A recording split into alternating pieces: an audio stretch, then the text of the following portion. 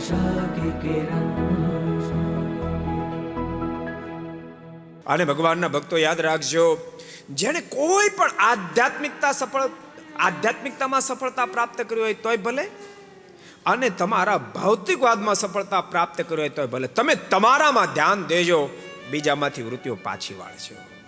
તમે તમારામાં ધ્યાન દેજો કે મારે શું કરવાનું છે. પોતાનું વિઝન હોવું જોઈએ. તમારા ધંધા બિઝનેસ હોય તો ભલે એનું વિઝન હોવું જોઈએ. એમ ભક્તો આધ્યાત્મિક પથમાં ચાલનારને વિઝન હોવું જોઈએ કે મારે તો પ્રભુને પામવાનું છે. એ વિઝન હોવું જોઈએ. મારે તો પ્રભુને ભેટવું છે, વિઝન હોવું જોઈએ.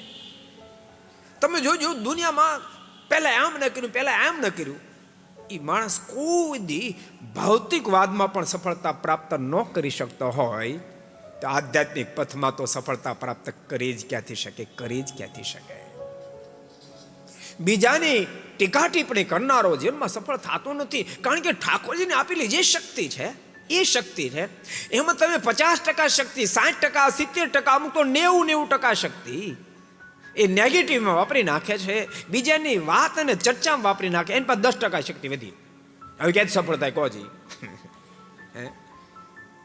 આ 3 રોટલાની ભૂખ લાગી હોય ને અડધો જ રોટલો ભાગમાં આવે, પછી ભૂખ મટે?